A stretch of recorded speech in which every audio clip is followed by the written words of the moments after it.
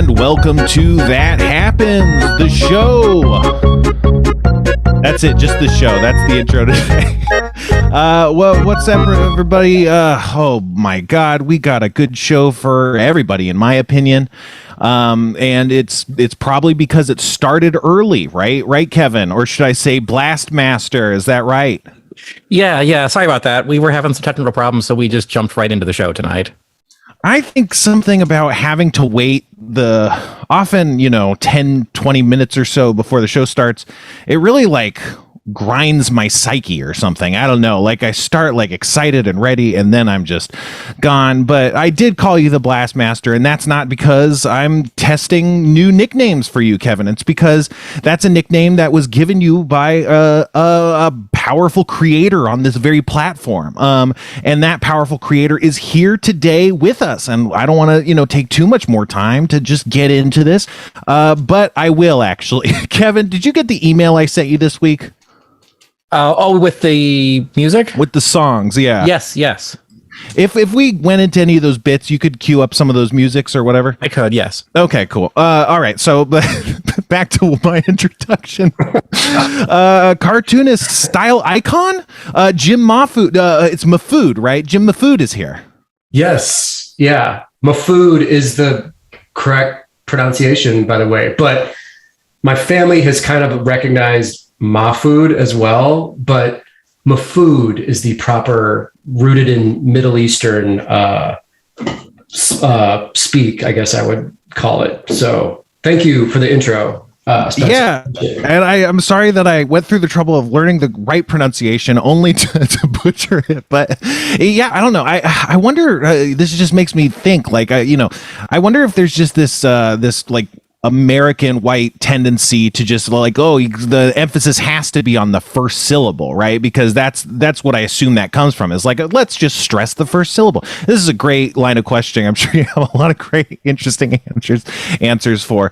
I don't know. So you're a cartoonist, right? When were you always drawing and stuff? How did it get from something to a real passion and obsession? Maybe, I don't know. Yeah. I started drawing when I was a kid, got obsessed with comic books really early on. And around 7th or 8th grade, kids in school started telling me that I was good at drawing. And that kind of getting a reaction from people, that was kind of I think this could be a thing that I could do. And I started really pursuing sending samples to Marvel and DC comics when I was 13, 14 years old. This was all pre-internet. So I would basically go to the newsstand and write down the addresses of Marvel and DC from the comic books and other publishers and just photocopy samples of my terrible work and send it out to the publishers. But the publishers at that time would still send you a photocopied rejection letter. Marvel would send you a letter that had Spider-Man on the envelope, which was exciting in itself, getting the Spider-Man envelope. And it would be a photocopied letter from Stan Lee. And he'd be like, hey, polish your skills and try again. We can't use you right now, but keep trying. Excelsior, Stan Lee. And it was probably his secretary from his secretary's office or something. But so I had all these rejection letters, and then I eventually met these guys in St. Louis where I was growing up that were publishing their own comic books, black and white, small print runs type stuff. And long story short, they kind of took me on as their apprentice when I was 15 years old. So these dudes showed me how comics were made. So again, I had no knowledge of any of this because no internet. So they were this was 91, 92. So these older guys were here's the paper you use, here's the materials, here's the tools, here's how the proportions of it work. And that was kind of my training ground. And then went to art school for college and started self-publishing, and then eventually started getting work. And now I'm here talking to you. Yeah, that's awesome. So when you were drawing early on, were you drawing comic book characters, comic book panel kind of layouts or anything, or were you just drawing and then that kind of got you more towards drawing that level? I was drawing characters and copying stuff out of comic books. And then eventually I started telling my own comic book stories. Mm-hmm. So just getting like loose leaf paper and doing like my own Spider-Man or Ninja Turtle comics, doing like 5-6 page stories, and just kind of learning the language of how do you tell stories with just pictures in these squares. This format of comics is a very interesting form of storytelling. You're really trying to portray this illusion to the viewer of motion and story is happening in static images that are in sequence.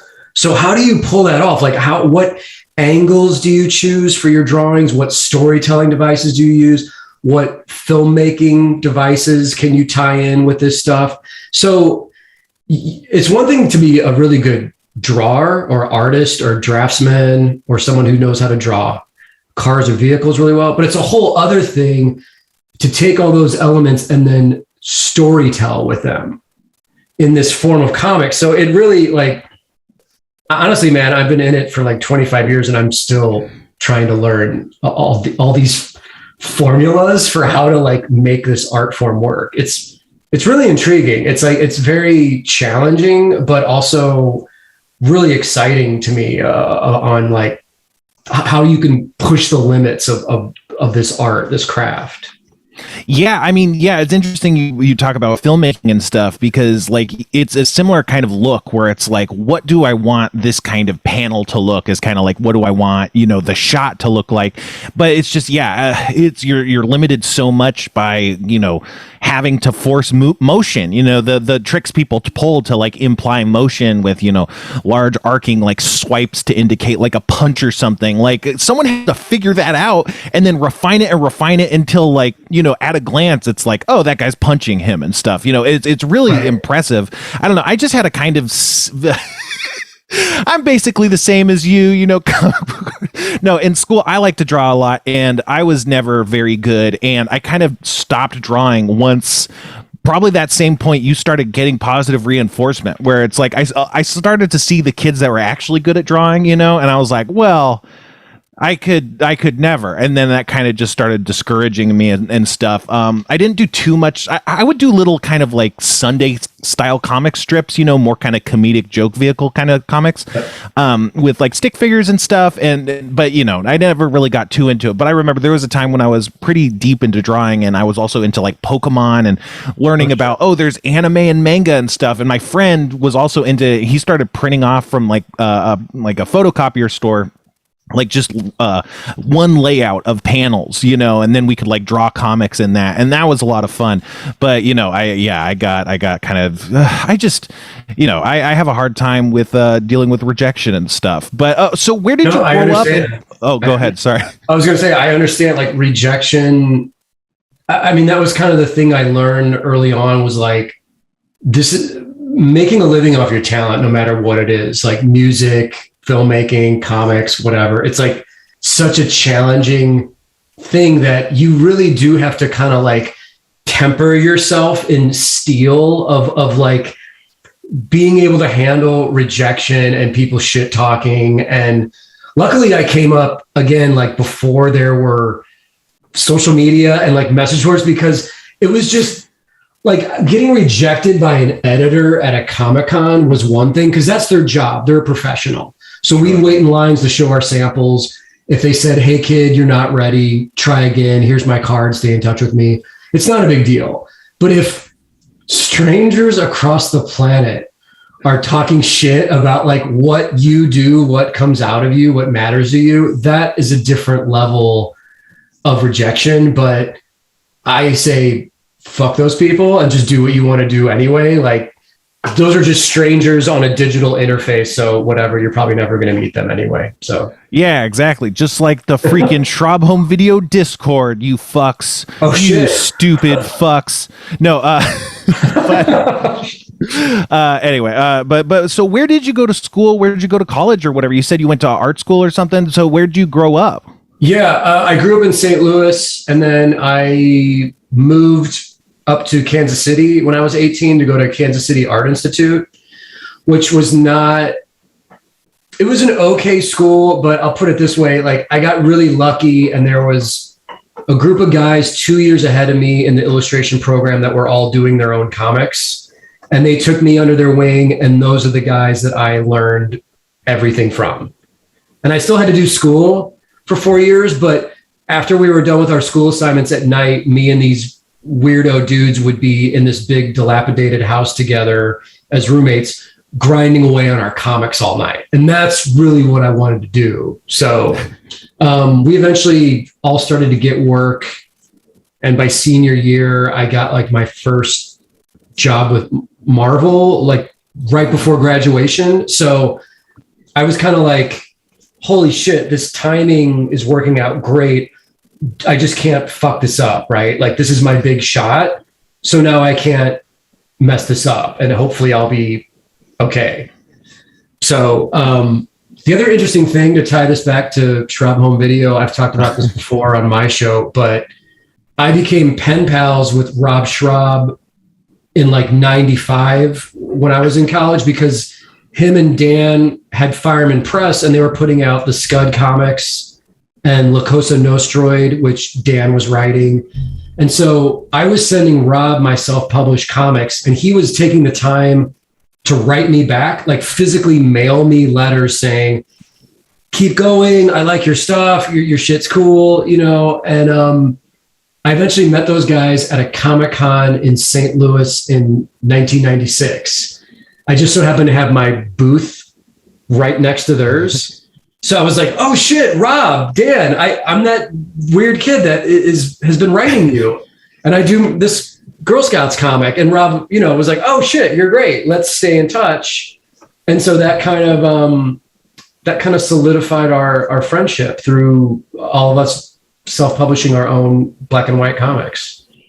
That's so cool. Yeah, I remember when I actually, I don't know. It's so weird. I just, there's a lot of parts of my life that have intersected with various works of like Dan and Rob and stuff. But yeah, when I was in high school and stuff, my friend had a bunch of Scud comics and I read most of the ones he had, but I just never really understood how comics worked. Like, I don't know. I guess because of it, I was like a gamer. I just never I thought of like comic book stores as places to buy game stuff. You know? Oh, sure. And I when I was a kid, my brother was into comics and, I like them, but there was a big incident where almost all of his comics got destroyed because he left like a can of soda in a hot car and they like it exploded over him. Oh, yeah. Shit. So like at that point, we basically never had real comics anymore. And that was like probably about the time when I probably would have got into them more. We had those Marvel trading cards and stuff. And I really like those. You know, but it's way different and stuff. But okay, so you had go ahead. Oh, real quick, I had a question for you. Yeah. You're a gaming guy. Did you when you discovered like D&D, were you also drawing your own versions of the characters that you were role playing, or did your drawing associate with your love of like D&D and role playing? A little bit. It's interesting. Yeah, because that was another thing that I probably might have gone into if I was good at podcasting. But yeah, like I was never what I would consider good enough to really draw human forms. And I don't know, something about me just, I don't know. I like aliens. I like monsters. And ever since I realized, oh, you could like be different things, I was always like never interested in human forms very much. And probably because like I couldn't draw hands or something, you know? Right. But so most of my figures were kind of like little monsters and stuff, but that's the thing is like I played a lot of pretend as a kid, and our pretend would be a lot more like Dungeons and Dragons as kind of like I kept pretending and got a little bit older, not like too much older, but like I was pretending a lot, and we would tell stories and stuff, and my drawing was similar where like the creatures I would draw would be like tribes, and they'd live in like an area, and I draw the map where they lived, and then I draw another tribe in another area, and that's kind of like D&D world building, you know, and so like right before D&D I started playing, it was becoming a trend to read these Redwall books, and they had it's like a very fantasy milieu, and there was a Redwall Abbey, and there was the citizens of Redwall Abbey, and oftentimes they were fighting other forces and stuff. And so for some reason my friends would just draw up armies. They'd be like, I got 3 foxes and 20 mouse warriors and stuff, and so like we would kind of draw that stuff, and I would draw that stuff, and then that same group of people just were like, hey, we just found this book called like Dungeons and Dragons. And so that kind of, yeah, we were way too young to read the books. It was 2nd edition at the time, and it was like before 3rd edition came out, and we did not know how to play, but enthusiasm is what you really need. So we would try our best and really mess up the rules, but it was a lot of fun. And again, since I didn't know what it was, when the guy who knew how to play and didn't have all the books, like when he wasn't around, we would just do more kind of pretend that was really just role playing. We would sit at lunch and like talk about, oh, I'm this guy, we're doing this, and it's like, you go in there, it's just without the dice and stuff. And that's kind of natural. It just kind of grew with those friends and those kind of gaming groups with 3rd edition, and that's kind of how that started to blow up and stuff. And my drawing kind of fell away, and it became more map making, and like I would draw like a city and be like, here's the freaking turrets, and write a similar thing, write stories and come up with like ideas for this world building. And that's, I think, kind of how my D&D kind of naturally grew, as like for me as a gamer. It's kind of like this blend of narrative and diagrams or art. I think I probably, as I was like less confident with my drawing, I kind of lean more into just ideas and stuff, because then you can just explain an idea and you don't necessarily have to draw it. If you're playing D&D, it'll just like, it's a big frog man or something, Oh yeah, so it's like, that's easier. It's less work. That's I mean, that's the one thing with comics is it's like you can build whatever world you want, and there's no budgetary constraints to it. It's whatever your imagination can put on paper. But as soon as you put that down, that's your world, and you have to stay somewhat consistent to that as far as storytelling goes. So when you design a character, you have to realize you're going to draw this character like 300 times in this comic book series. So you better be happy with the look of the character, the design, the simplicity. Is it going to work when it moves? Is it going to work from every different angle? Like vehicles are the same thing. If your characters have a headquarters or something, it's like you're going to be responsible for depicting that over and over again. So you kind of have to approach the design of it with all of that in mind, Yeah, that makes so much sense. And that's another thing that I was kind of thinking when you were talking about like filmmaking tricks is like, I think you can kind of understand a lot of filmmaking tricks by looking at examples that already exist and be all like, okay, I can see how I can apply that to this. And then maybe you do a lighting or a camera test or something. And obviously that requires a lot of work and probably other people, like a production and stuff. But for the one person that's just like, they're trying things. But I'd imagine, for a comic book artist, you're like, oh, I have this idea. You draw it. It's like, no, that doesn't work at all. But I had to draw the whole thing to find that out. Or, maybe you figure out early and then you just keep trying and then you get the whole thing executed and it's like, okay, yeah, that works. And then like, yeah, as you said, it's like, can I do that a billion more times? But that's, did you have a defined style early on? Do you feel like you settled on a style? Do you change styles depending on the kinds of stuff you're doing? Or how does that work? I started to develop my own unique style kind of when I was in college, just because I knew that I wanted to stand out from everything else. And my favorite artists, including Rob working on Scud, were so super stylized. Like Scud stood out because it was a black and white comic that was super stylized. And I was also a big fan of like Tank Girl and this comic called Love and Rockets by the Hernandez brothers out of LA. And all these guys had very unique styles. So I kind of modeled my approach after that. And I would relentlessly work in sketchbooks to the point where happy accidents started occurring and big mistakes would occur. And I would say, well, I'm going to abandon that. That didn't work. But the little happy accidents that would happen along the way, I would take those, incorporate them into my style, and then keep moving forward to the point where, when I debuted in like the late 90s with my work, it did immediately kind of stand out to people.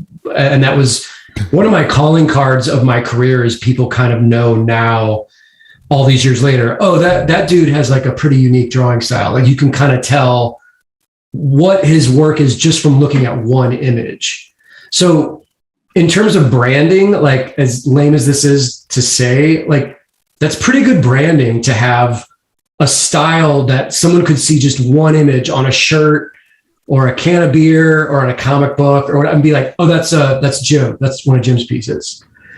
So that was a conscious thing that I kind of pursued, Yeah, I mean, that's really smart. I think that like not until very recently have I ever really thought about stuff like that, like been aesthetically minded, if you will.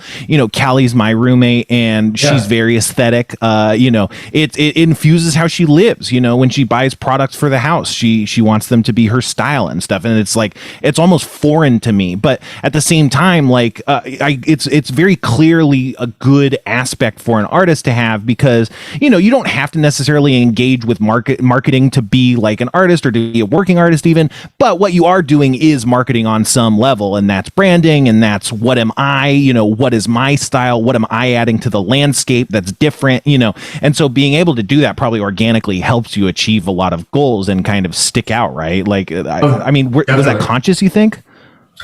I guess it was. It was, but then like with everything, like things, after you do something for so long, like you draw every day for so many hours after so many years, things just start happening with your work that I noticed I didn't even really have any control over. And all the influences and other artists I'm looking at, occasionally something would happen where I'd be like, oh, I just drew that like such and such would draw it. Or, oh, I have kind of a Rob Schraub thing going on right here with this character, and it's not even conscious. It's just, after so many years of absorbing art, pop culture, movies, manga, anime, it's like the shit just becomes almost part of your DNA and then just kind of comes out. And it's funny you mentioned Callie because to me, like she is like a living piece of art. Like she is her art and her whole lifestyle reflects her tastes and her aesthetic. Like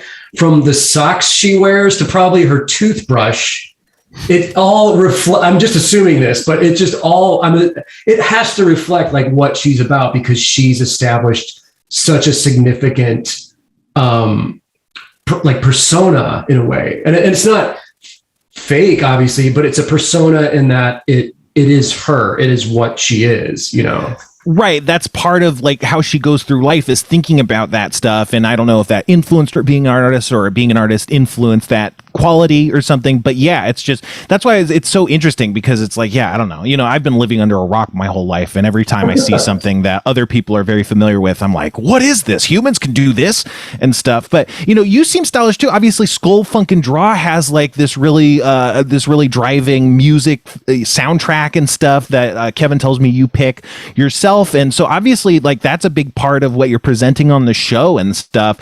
Are you big into music? Have you always been into music or what's your relationship with music? Yeah. I just grew up in like a really musical household. Like my dad worked, my mom was a stay-at-home mom and would just relentlessly play records all day long. And I would sit in the living room and just color in coloring books, read comics, and draw. And so I always associated listening and appreciating the music with creating, with drawing. So when I got old enough, I started collecting tapes and CDs and records and developing my own taste. And I got into skateboarding as a teenager and skating, and that culture has a lot to do with like punk aesthetic, hip hop, and the music and fashion all became part of that. And so all these influences, man, just kind of became part of my aesthetic and influence. And one of my big escapes from like my family would be lock myself in my room, listen to loud music and draw, or listen to loud music, look at comic books, So I always associated music with this like escape and this creativity. And I started making like mixtapes when I was in high school and giving them out to friends. And, someone was like, oh man, you make like a pretty good mixtape. So the podcast I'm doing Skull Funk and Draw is like me literally drawing while playing a mix. And then I also have a podcast called Skull Funk Radio that's on Spotify. That's just an hour-long mixtape. So there's like 60 volumes of that. It's free. And it's funny, man. It's basically like me being brazen enough to be like, these are my tastes and this is what I think is great. And maybe I can force this on you and you'll think it's great too. But the most rewarding thing is when someone hits me up and says, hey, that new mix you did or that new Skull Funk you did, you turned me on to such and such band. And I never knew about this band. And now I love that band. So I like that idea of like sharing culture, like sharing interests, man. I mean, that's like our world is now so ingrained in pop culture that the way we almost communicate with each other now and connect with each other is through what are your interests? What are you excited about? What shows do you watch? What movies do you watch? What video games do you play? Do you know what I mean? It's like, well, yeah, that's for the way sure. Humans connect now. It's pretty significant. You know, I've had, I'm a person who does not watch movies. I have never really watched movies. It's not like I've watched zero movies, but I've watched vastly fewer movies than everyone else. And it really starts to hit you that people talk in movie references. Like they go, oh, it's like this, it's like that. And then I got into fucking show business and stuff working for Dan. And that's all he talks. He's like, oh, it's a romancing the stone thing. Oh, you got a Kaiser Soze. And it's like, I don't know what any of this fucking shit is. But even before that, it was just huge in my personal life. And I always just felt like an imposter and stuff. But yeah, that's like, or even like Godwin's Law being like, oh, every online argument will inevitably invoke Hitler. Like all this stuff is that cultural objects have cultural power, and a lot of times the easiest way to convey a concept is to invoke that cultural concept, because it gets the gist of it across. You don't have to spend a lot of words and thoughts trying to define something or anything. But it's so interesting you talk about mixtapes. I don't know, just because checking out your show and stuff, yeah, it's like you're DJing. It almost made me wonder if you'd been a DJ before, or is that just kind of like an affect that you developed from putting on like Skull Funk Radio or something? I tried to DJ, but I never got the mixing down very well. So occasionally, I lived in LA for a while. Friends would allow me to guest DJ at some of their nights. And I eventually would get like booed off the stage because even though the selections were great, the mixing, my presentation was very raw and rough. And, LA audiences are very picky, very fickle, and they would inevitably like yell at me to get off the stage. But it's interesting you bring this up, man, because I have two younger brothers. My youngest brother is actually an incredible DJ and musician and producer. And he still lives in St. Louis where I grew up. And he's like a full-time DJ out there, makes his living spinning in nightclubs. And he's also in a Beastie Boys tribute band called My Posse in Effect. And they tour around the country. And it's a full band, 3 MCs playing the Beastie Boys and him DJing. So I took the visual part of like the artistry and he took the music part. And I was sending him cassette tapes, mixtapes when I was in college when he was a little kid, brainwashing him with all this crazy music. And then he took those mixtapes and went out and found all those songs on vinyl and then bought turntables and eventually started mixing and DJing. So he's almost like the manifestation of another me that became an actual DJ. So it's kind of cool. And then to make it full circle, we used to do full-blown parties where he would DJ and then I would get on stage and paint live behind him on like huge canvases. Oh shit, that's awesome. So you have the two Food brothers doing the music and art simultaneously, and it's a visual audio experience of assaulting the senses. Pretty fun, Yeah, no, that's awesome. So you were the Food brothers, and I've seen you refer to yourself as Food One. Was he Food Two? He's DJ Maf. Okay. So he took the first part of our last name, Maf, and I took the second part, the Food. That's so cool. Yeah. So when did Food One start showing up? When I was in college in the early 90s, everyone started to experiment with graffiti. So I started going out at night with these guys and painting graffiti, and Food One just became like my tag, basically. Like that's kind of a staple in graffiti, is you have the number behind your name, like Phase 2 or Taki 183 or whatever. And I was like Food One, basically. Not a very conspicuous or secret name, Spencer, because if any cop ever caught me and saw my ID, they would just be like, well, we're just going to go around the city and find every Food One tag. Sure. And blame you with it. So yeah, my name is a lot better for committing crimes, or my internet handle, which is the Sixler. It doesn't really connect to anything specific, But yes. I don't know. Yeah, I think maybe that's something cool about the internet, is it's kind of freed people up to kind of name themselves with weird internet handles. You get so much personality and like, I don't know, like it doesn't really tell you a lot, but at the same time, it tells you so much. It's just like it kind of, you get some sort of vibe, and it's like mysterious and interesting, I don't know. Yeah. It's allowed everyone to live this other life and create a complete, not fabrication, but just a complete like other identity to put forward into the world. It's interesting.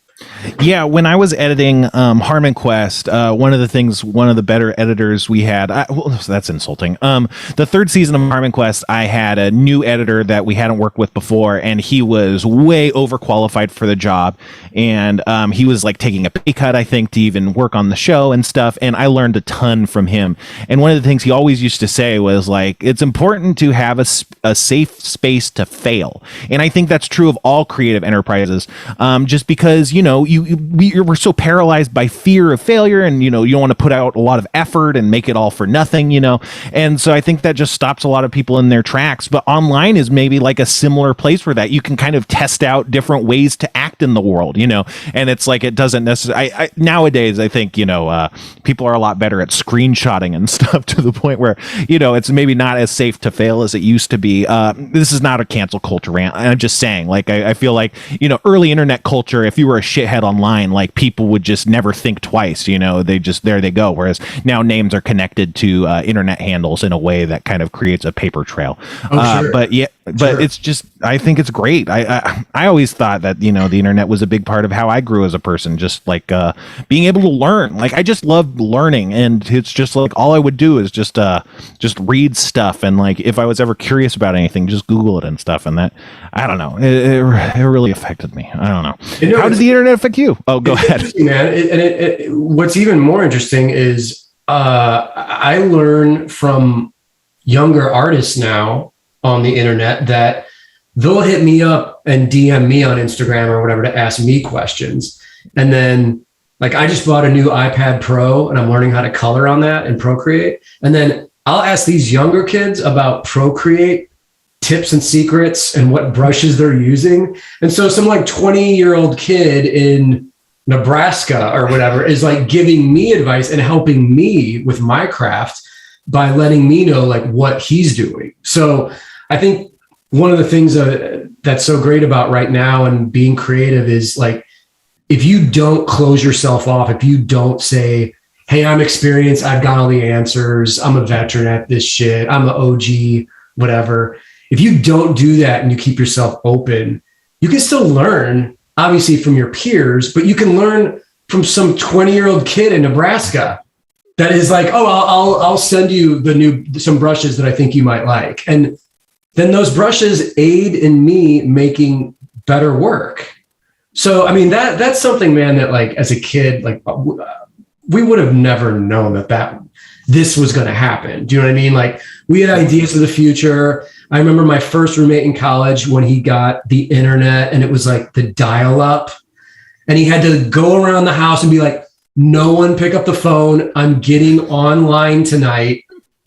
And we're all like, what is this online thing? And he would go online and it was this whole new thing. And then Next thing I know, in like 98, I had my first website and my first message board on my own website. And every morning I'd wake up and there'd be new messages on the message board from fans of mine around the world. There'd be like some kid from England posting on the message board. And I was like, wow, okay, so I can just type a response and suddenly I'm talking to some kid in England. This is fucking crazy. This is incredible. Yeah, and I bet you were telling those fans, you piece of shit, go fuck yourself. I was like, how dare you critique my incredible work?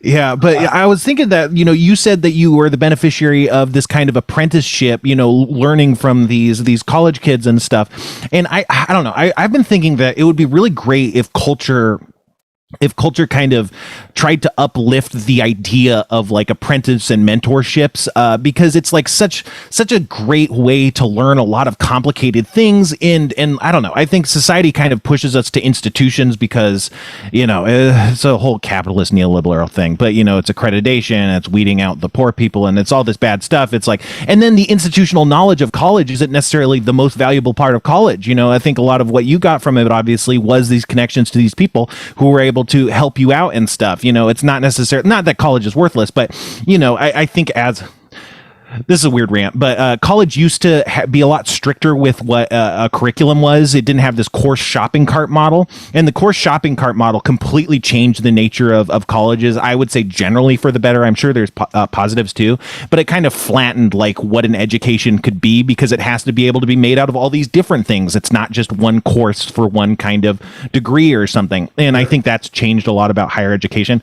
But it would be nice if this apprenticeship didn't like cause nepotism, because if it's apprentices, it's like a lot of people will default to people who look like them and stuff. And it would be good to get by that. But the cool thing about the internet is, just like you were saying, and even just YouTube and stuff, like you can learn how to do anything. We very occasionally play like an animation that I made in After Effects and Photoshop and stuff. And I did that mostly by, like asking Callie questions and like looking up how to do keyframes and stuff. And I did it, and it's not great, and I can't draw and stuff, but it's like I was so impressed, and it's like I never pictured being able to put something together like that, and then I did, because I was able to avail myself of not necessarily mentors, but peers, not peers. Callie's not my peer in art.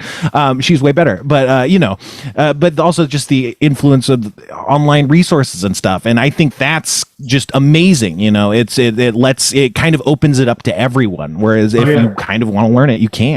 Yeah, it's interesting, and I agree with what you said about college, and even to the point now where when kids hit me up to ask me if they should go to art school, to college, I say no. And I actually had a kid last week say, I'm looking at Kansas City Art Institute. I saw that you're an alum from there. I saw you went there. Should I go there?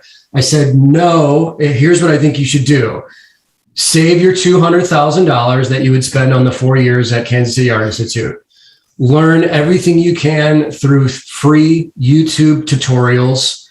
Take as many live figure drawing classes you can at a community college or workshop in your local town or city. That's really smart. They have them. Find the best artist in your city or neighborhood and approach that artist and try to learn in person from them. Try and develop an actual apprenticeship with them. And then what else was and those are kind of the three core things of me saying no to college now to young people, because like I said, man, I mean, I was in college from 93 to 97. You sort of did have to go to a trade school to learn some of the stuff that I learned as far as illustration goes, with figure drawing, color theory, how to make deadlines, do all this kind of stuff. But now it's 2022. Like, you don't have to go to an institution and be in debt for fucking 30 years after you graduate.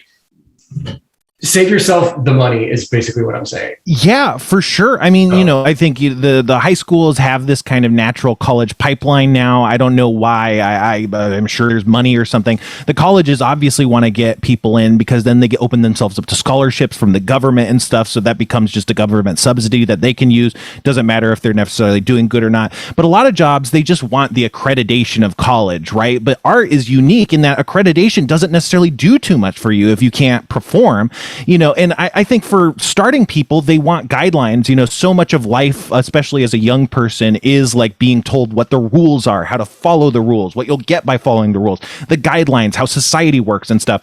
And, you assume, or not even assume, you want to believe that there's a similar pathway to kind of success as an artist. But, it's the only pathway is it's like you got to grind and grind and grind and grind and then get really lucky, So it's like that's what you're saying is like what you're talking about is just focus on the grinding, focus on making the output get to the level where it needs to be to start attracting the notice that can kind of get you into places and stuff. And, these platforms online give you so much more opportunity to put yourself out there and find those connections that you need with an audience. Definitely. Yeah. And man, off the subject, before I forget, I have a question for you. Oh yeah. So when I lived in LA, I lived in walking distance to Meltdown Comics. So I was going down there every week for all the events they had in the back gallery. When Harmontown started, I was showing up, not every time, but most of the time. How did you start working with Dan and Rob with that? Like, how did you become the guy on stage? So, okay. So what year was that? What was that? I couldn't tell you what year, maybe 2012. It was about a decade ago. I don't think it was more than a decade. I want to say it was maybe 9 years. I think like every time I check, it's like 9 or 8 or something. Maybe Kevin can check. But, there's a metaphysical part of the story, which is like I was listening to Harmontown and they were talking about D&D. And I just randomly got like this very clear idea in my head that I was like, wait, maybe if I go to the show, because they talk to the audience, on the show, they talk about how they talk to the audience and they talk to the audience before the show and stuff. And I was like, maybe I could talk to these guys. Maybe they'd play D&D with me. That was like a literal thought in my head from listening to the podcast. And I don't know why that was the thought in my head, but I swear to God it was. And that was why I wanted to go to the show. It's not like I just wanted to go to the show. It was like I was trying to kind of get myself out there, trying to like do something. I hadn't gone to shows before. I don't really like loud music, so I don't go to like music shows. I like music, it's just the volume really that bugs me or whatever. So I never got out much, and I was like, let's try and do something else. First day I show up on the show, they're like, we were thinking about playing Dungeons and Dragons, and it's like, yeah, that's what I was picking up on. They were thinking about playing Dungeons and Dragons. It was coming out in their words on the podcast. I picked up on this correctly, and they're like, we wanted to play first edition or something. And when they said first edition, for some reason people are like, LA crowds are weird. So they were like, they were voicing dissent to first edition to the point where Dan was like, well, I mean, we don't know what we're talking about. We could do whatever, and then they were like, is there anyone who wants to talk about Dungeons and Dragons? Any dungeon masters in the audience? And I looked around because of course there must be tons of dungeon masters in the audience. I don't know, but there wasn't. So I raised my hand and then they brought me up and they wanted me to talk, and I guess I was charming enough or something that they brought me back, and then I made the characters, and then they went on the Harmontown tour, and it wasn't my choice, or it wasn't like I was like, hey, what about me? But they were like, yeah, obviously Spencer's coming. And so I had to like tell my boss at the Apple store, like, oh, I'm going to take a month off to go on tour. Wow.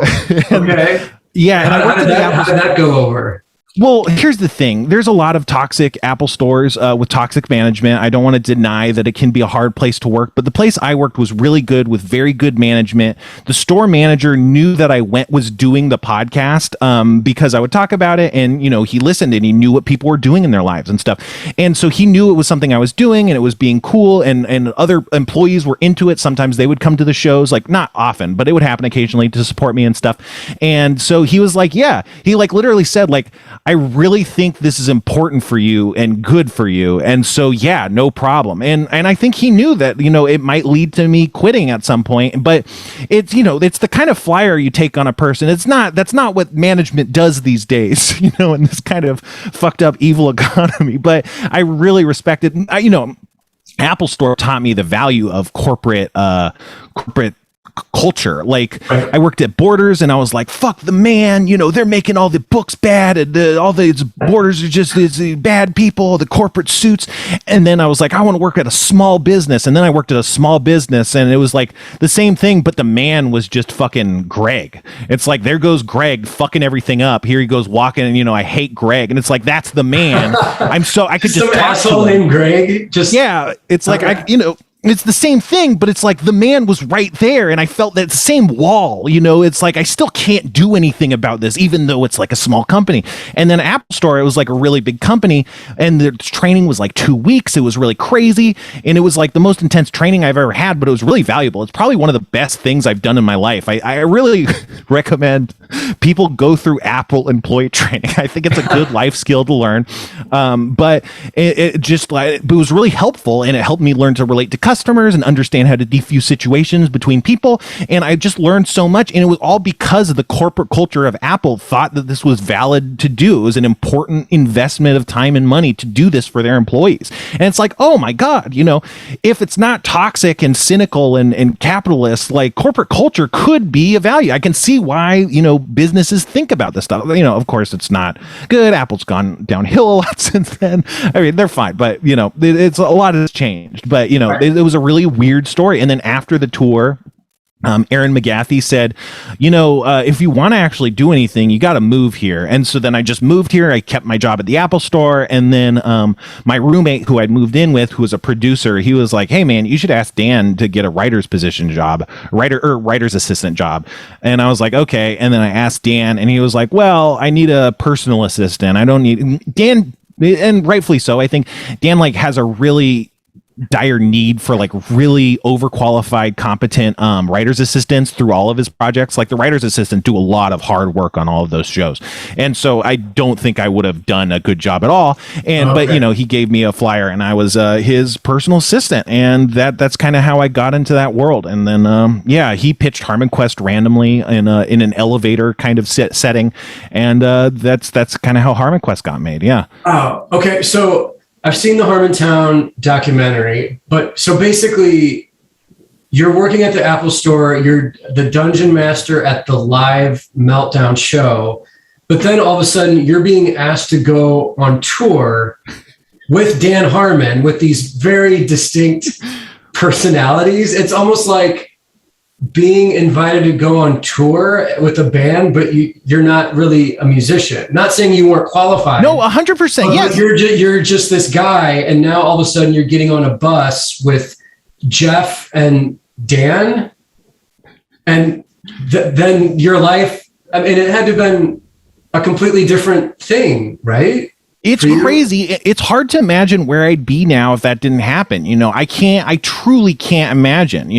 I was not making a ton of money. My parents would have kicked me out of the house at some point. So I don't know what I would have done. I probably got a roommate or something, but it wouldn't have been good at all. It would have sucked. And it's really, really crazy. But for me, I just always felt like this is negative, but like a sideshow. It's like Harmontown always had audience members that would come up and talk on stage. That was kind of like a feature of the show. And so that was me, of course. I was an audience member who got to come up on stage. And, sure, I did it almost every episode, but I never really thought of it as anything more than that. Even on the tour, I was like, there's just because we do this segment, and how would we do the segment if I wasn't there? It wasn't like I'm a value add, it wasn't like I'm part of the gang. But seeing the audience reaction, they definitely didn't think of it that way. They thought of me as like a performer on the show, and I had to learn a lot of things. I had to learn an autograph. I had to learn how to smile in pictures. I hate taking pictures, and I hate smiling, in pictures.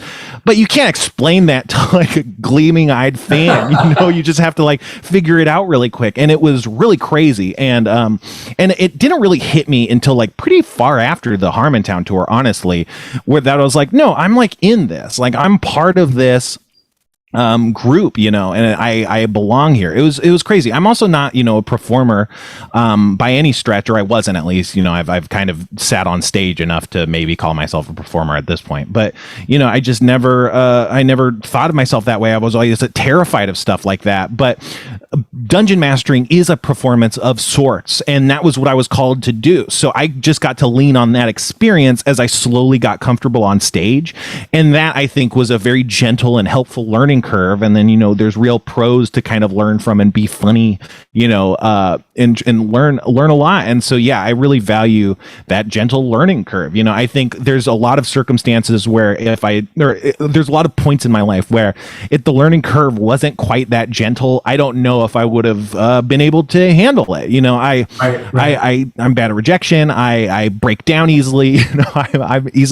I think of myself as like, those Boston Dynamics robots that you kick them and then they don't fall over. Like, I would be like 20 feet flipping head over heel, like at the lightest tap. That's kind of how I think of myself. I just get knocked over very easily, so to speak. Right. And I still do, maybe if I was more comfortable with that stuff before I kind of was thrust into all this, I might have developed the armor like you did. But I think I'm like very barely now starting to develop a kind of like shield against that kind of criticism. I get knocked down every day. Everyone's different. I mean, like I said, I was just naive enough to think that I was ready to work for Marvel and DC when I was like 14. So I started sending this stuff in and getting rejected. And so by the time I was in my early 20s, rejection was such an everyday part of the process of trying to become a professional artist that eventually I was like, oh, rejection. Well, yeah, I've been through this. Like, fuck them. I'm just going to keep going until someone gives me money for my craft. And eventually that started happening, even small things like, hey, do you want to do a little spot illustration for this magazine or this zine? We'll give you $20. Sure. I said yes to everything. We'll give you $50 for this publication. Sure. Okay. And then that eventually leads to, hey, we'll give you $200. And it was like, oh shit, like the biggest check I ever received in my life at that point was when I got my first gig with Marvel in like 97. I was graduating from college. I turned in a big chunk of pages to Marvel and they sent me a check for like $800. And that was the biggest check I had ever received up to that point in my life. And I mean, dude, I was doing like backflips off the couch when I got that check. I was like, yeah. I made it. I'm rich. Like I can pay rent for my rent at the time, I had roommates. It was like $100 a month. I was like, I've got rent for the next 7 months plus food. I can buy a couple CDs. I can buy some new art supplies. Like, I am a baller. I've made it. Check me out. Look at me. It was a huge moment. It was really exciting. Yeah. Like, it sounds like you had kind of semi-regular moments of encouragement and validation, and also you had a really good approach to failure. I think like it's so important to be able to kind of reframe your kind of relationship to like failure or rejection, because it's like, I think people, especially as you get older, it's just like, well, I don't want to look stupid. I don't want to fall flat on my face in front of other people, but it's not necessarily embarrassing. It's like, I'm getting good. That's going to require trial and error. That's going to require error, so it's like, I think it's like being able to work that out of your system probably is like really important to being able to live as a creative, especially, with a lot of feedback and online. There's probably artist jobs that don't have a lot of feedback, but I would imagine comic books with the letter to the editor or stuff, have a lot more direct interaction. And also, I don't know, it's kind of like indie comics and stuff is kind of like punk rock and stuff. And that kind of has this kind of tighter knit scene to it too, So I think I'd imagine you'd get a lot of kind of interaction that some artists might not necessarily get from the public the same way, although they would definitely get them from their friends and family, I'd imagine, right? Oh yeah. And I mean, that's the thing is like, I have a tight knit crew of guys and girls. Rob is in that group, and my buddy Mike, who was one of the guys I went to college with that helped me out. We're still super tight, but I send those guys the stuff that I'm working on before I show it to anyone else, just to get the opinion of like, hey, am I on the right track with this new project? What do you think of these pages? What do you think of the vibe that's going on here? And those are the opinions that really matter. Like my fans' opinions, like that's cool if they like what I'm doing. Of course, you want to make your fans happy, but from an artist point of view and just technical level, I have a couple people that are really close to me that will give me the bitter, honest to God truth. And so if I'm off course with anything, they're not afraid to say, hey man, I think you should reevaluate this, rethink this. Maybe you could do something better over here. So you kind of want to surround yourself as a creative person with people that will encourage you, but also people that will be devastatingly honest with you to keep you on the right path that you're supposed to be on. You don't want just people saying that you're the shit all day long. Like people that are like, oh yeah, your stuff's great, you're brilliant, whatever. It's like, no, I want old friends that I rely on that can give me the bitter truth if it comes to that. Like I want a real actual opinion on what's going on here, For sure. When I was growing up and in school and stuff, I would peer edit people's papers way harsher than anyone would ever edit mine. When I was just be marking up, because it's like, I would want to know where to improve, and I would always be bummed out that it's like I know there could be some fixes, but people would just not really say anything. And I think the masses give you a certain amount of validation, but especially with the internet, I think it kind of mutes the impact of kind of like fans' positive feedback and stuff.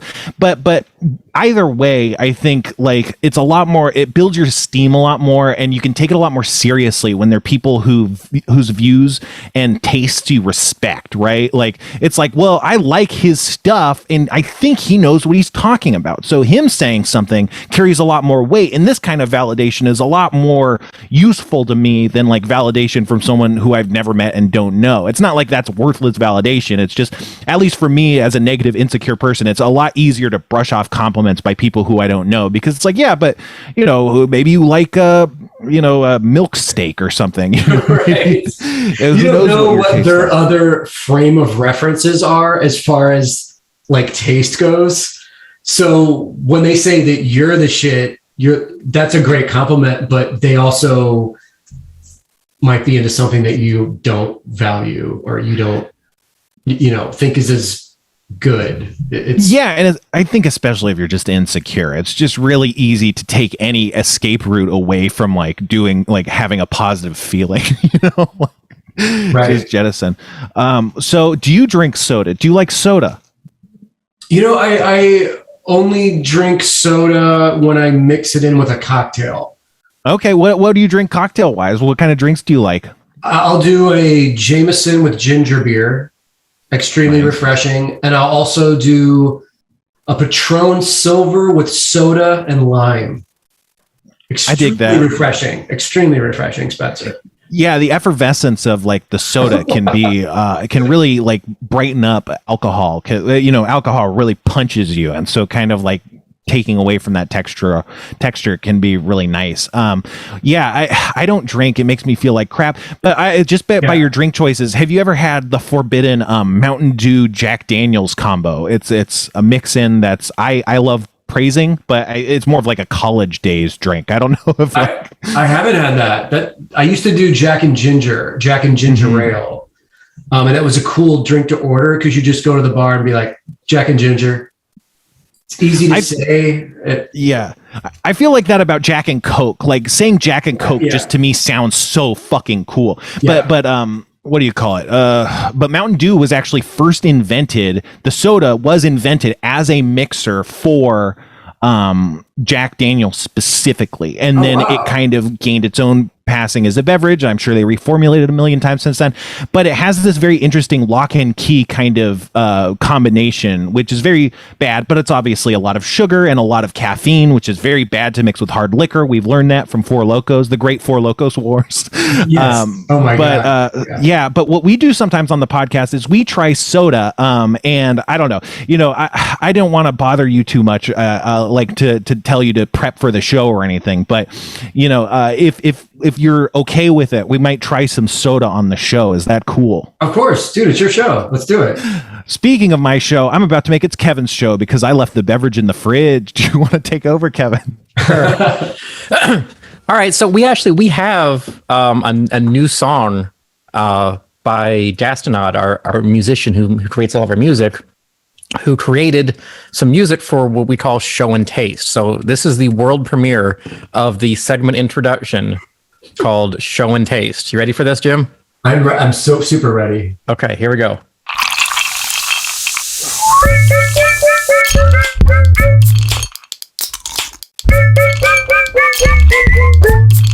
So it's Show and Taste, everybody. It's Show and Taste. Yeah. And thanks to Gastonod for the music. Gastonod, who we should credit every episode, but I always forget. I'm so sorry, Gastonod. You deserve better than me. But I'm all you got, baby. So what do you got, Kevin? Did you talk about this yet? No, not yet. I got a can of the kind of still really hard to find right now, Dr. Pepper Dark Berry. That's some kind of Jurassic Park tie-in. Yeah. Wow, I didn't realize that. Nice. Go ahead. Yeah. So I sent a can of this to Spencer. I have a can here. I have no idea where to get this. A friend of mine who's really good at locating weird sodas found this for me. Yeah, it's got, I don't know, on the back, for the people watching this, it has dinosaurs on the back that says Blue and Beta on it. And Jurassic Park. Oh, those were the names of the raptors that he trained in Jurassic World, right? I didn't watch it, but I never watched it. I feel bad now. God damn it! But is that the Chris Pratt one? Yeah, he was the raptor trainer. So those Blue and Beta would have been his trained raptors, I believe. Okay. The thing is, they brought this back. I wonder if this is from the brought back or this was from the original run, because there's no fucking Jurassic World in theaters, right? Like, yeah. But right now, it's in stores right now. They brought it back. They brought it back as a promotion, and online they've been saying, "Oh, it's a promotion for berries only," and using Barry Manilow as like their marketing guy. And so he's like, "It's for berries only. It's dark berry Mountain Dew, and it's for berries only." And then they don't tell you where to buy it or something, and it's like maybe it really is for berries only. I don't know why they'd be showing me an ad and not helping me find where to buy their product, but I don't know. Dude, Spencer, Barry Manilow, he's in the ads? Yeah, he's like, you know, how you get a celebrity face. It's like, and he's pretending to like be singing on stage. It's like a very tight set that might have just been in like someone's room when they put up a curtain or something. Right. You know, it's very tightly shot. It was shot during COVID at Barry Manilow's like backyard or something. It was. I would love that to be the case. That's the best possible. I was thinking much more cynically, but that would be amazing if that's what happened. I was imagining like Barry Manilow just showing up to like some asshole's apartment, and that's like the line producer for the show or whatever, for the ad shoot. And yeah, it was just like, and he's like, what am I doing? You know, like that's kind of where my mind went. But yeah, so Dr. Pepper has had a red berry kind of variant that was more of a berry kind of style, because Dr. Pepper is more of like a cola-y kind of beverage. But you want to crack one open, Kevin, and let us know what you think? All right. So it smells like Dr. Pepper. I don't really smell a difference from regular Dr. Pepper. Let's see here. I don't know if I like that. Okay. I mean, it tastes like Dr. Pepper, and then there's like this after note 3 or 4 seconds later of blueberries. But like if I had just tasted it first, I would have been, oh, that's just Dr. Pepper. The soda that we try is really bad, Jim. It's mostly it's bad stuff. It sucks. But yeah, I was expecting it to be blue. I guess that was stupid of me. But it's definitely brown. And as I licked it off my hand, it was like, yeah, that's Dr. Pepper. Ugh. It smells like berry perfume or something. So yeah, it tastes like nothing like berries until after you've already swallowed it. Then you get this just like quick little blast of blueberry perfume. Okay, so I take it back, everything that I said. I'm very sorry. I'm loving this. It has this kind of twin flavor to it, Jim. It's like you get this kind of Dr. Peppery note and then this kind of strong berry note. But because Dr. Pepper is so complex, it tastes kind of like a berries and cream soda. Is that making any sense to you, Kevin? Yes, it does. Yes, it does. Yeah, I don't know. Spencer, what's your favorite soda? Are you a Mountain Dew guy? Because I've seen your show before and you were drinking variations on Mountain Dew that I didn't even know existed. Like Are you part of some exclusive soda club, or how is this happening?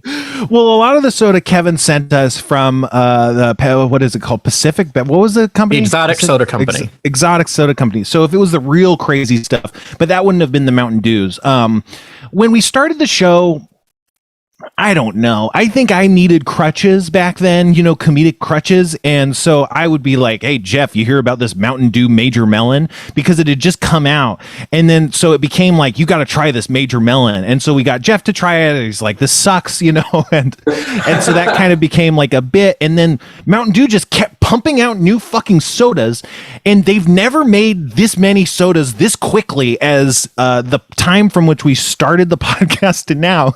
And so It's like, well, yeah, we got to try all these sodas. And then it just became so stapled to our show that, yeah, Kevin started getting new sodas and stuff. And I don't know. I really like food.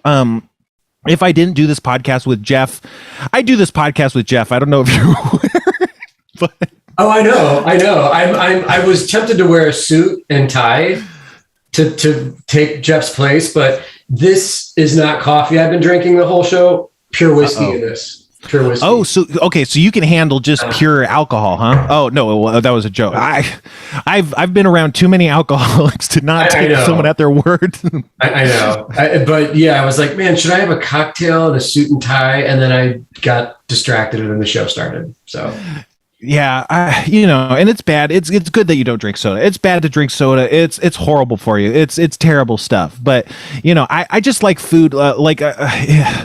Jeff years ago approached me and was like, "Hey, you want to do a podcast?" And I was like, "Yeah. Do you have any ideas?" And he was like, "What if we just talk on a podcast?" And I'm like, I think you need to have more of an idea than that. And then I pitched some ideas, and I don't think he liked them. And then we kind of just dropped the discussion.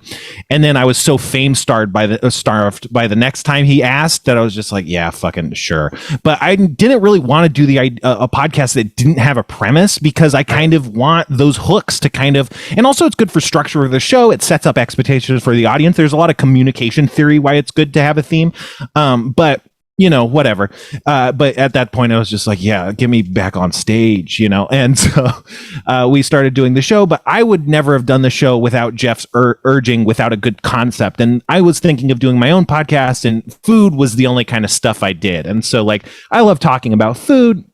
I love soda, and so it just is this kind of natural thing. I think, I don't know. I hope people find it fun for me to talk about food a little bit. Is food a big part of your life? Or, I mean, it's a big part of everyone's life, I guess. But I love food. I love traveling and eating at various incredible spots. I was in LA last week and I was there for 2 weeks, and I went to all my favorite local haunts, from Swingers Diner to El Compadre, Mexican spot on Sunset Boulevard, to where else did I go? Countless spots, man. I mean, LA, obviously incredible food town.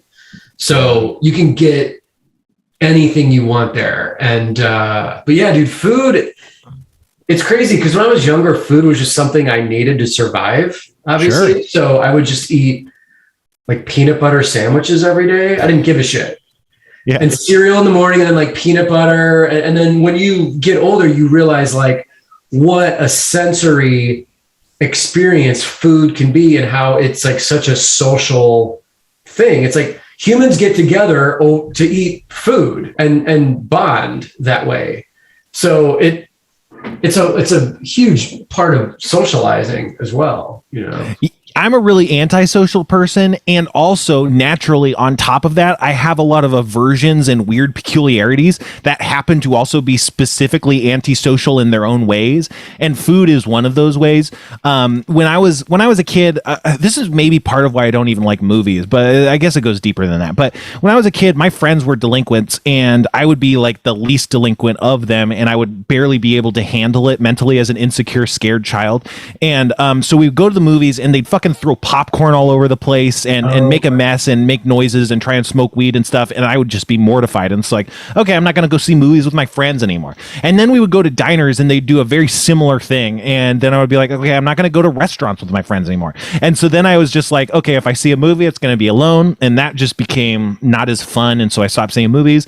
But I did have just a great time going to restaurants by myself. Nice. And so it just creates this weird aversion where I don't like eating with other people. I'd rather eat alone. And just like the past couple of years, I've been on like, you should say yes if people ask you to go get food. Well, maybe not the past couple of years, pandemic and all that. But like, just my natural inclination is, no, I will eat by myself and then we will reconvene, which is like, someone saying like, hey, I'd like to connect with you. And me going, no, like here's a giant wall, it's like, that's not specifically antisocial, it's trauma, but it creates antisocial results and stuff. And it's I don't know, I'm a really isolated person and probably stuff like that's why, but it takes a lot of intention and stuff to get to that place. Did you have a lot of home cooking as a kid? Like my mom was the primary cook and she was okay, but I don't think she would ever say she was like great. What was your food like at home? I had a similar thing. Like my mom basically cooked every night for dinner. My dad would get home like traditional Midwest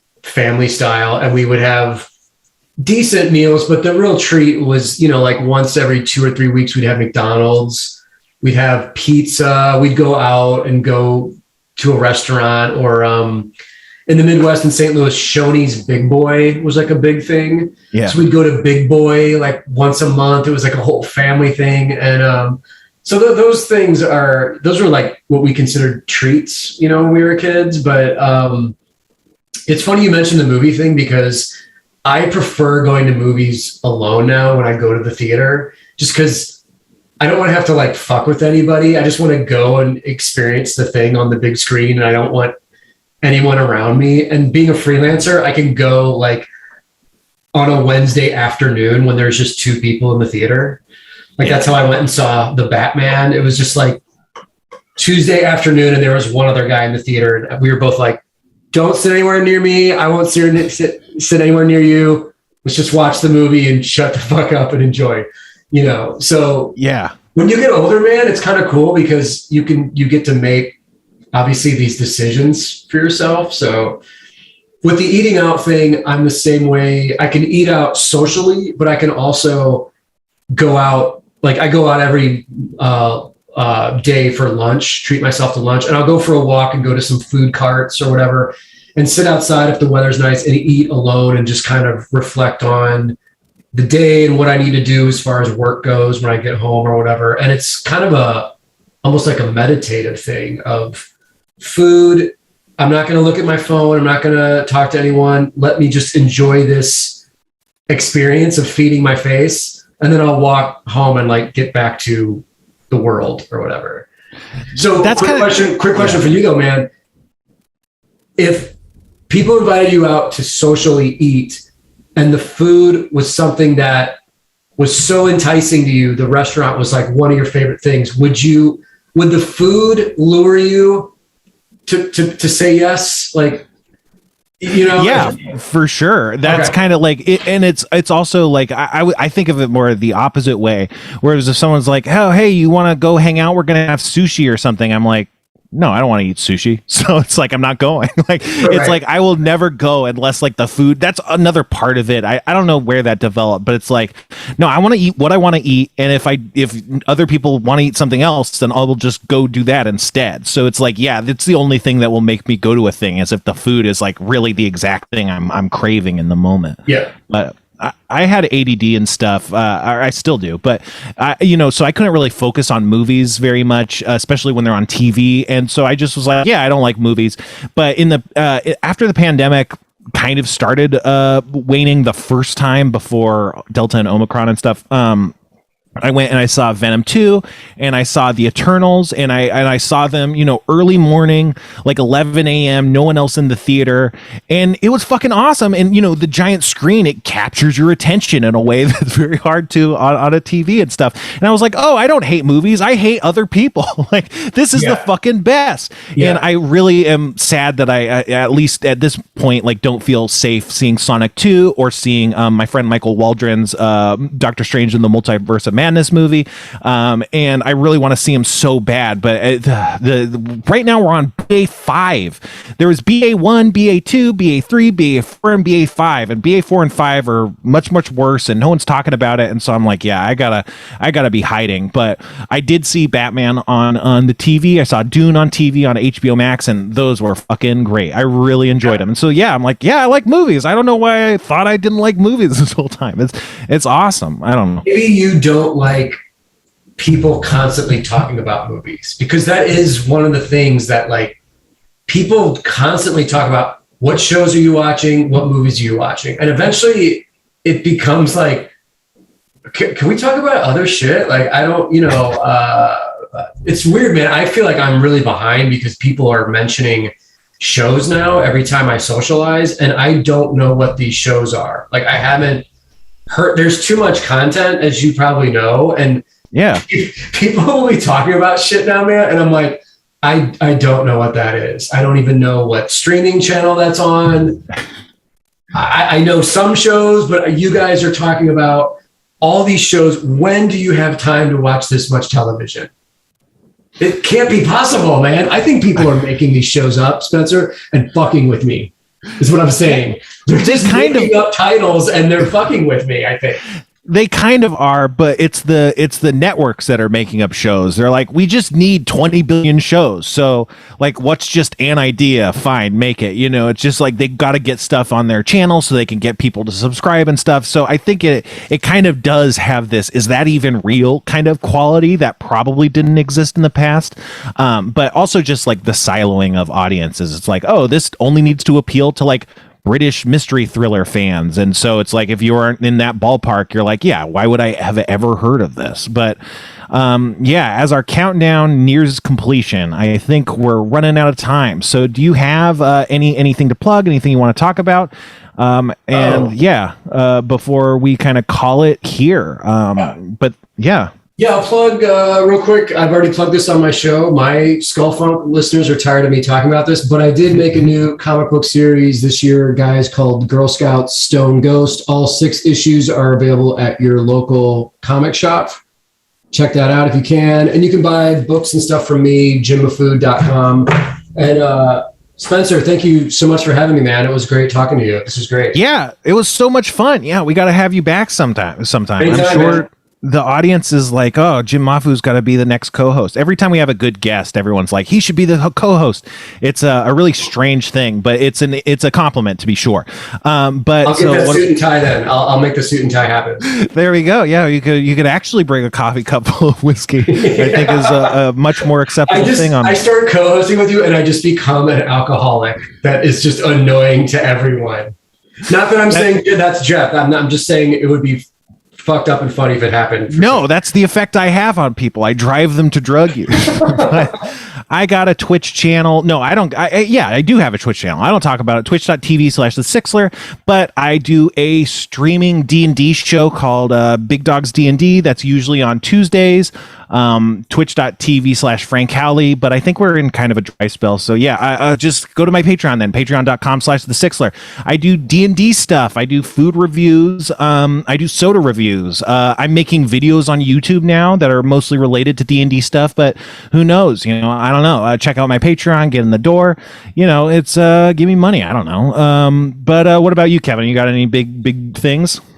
If you're watching this live on SchrobHomeVideo.com, coming up next is the Best Channel 101, followed by a new episode of Real Life Sci-Fi, and then a repeat of one of the more recent Found Craps from Rob Schraub.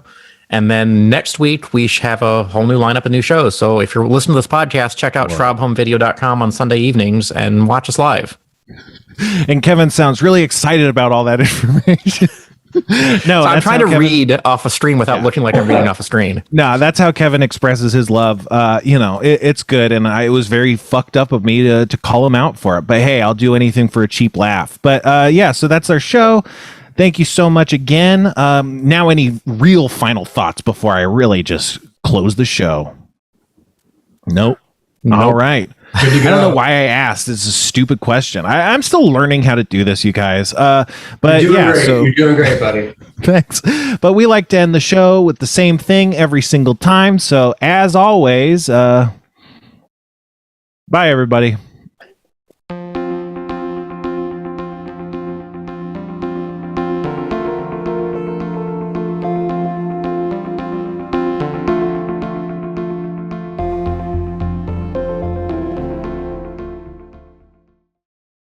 Starburns Audio.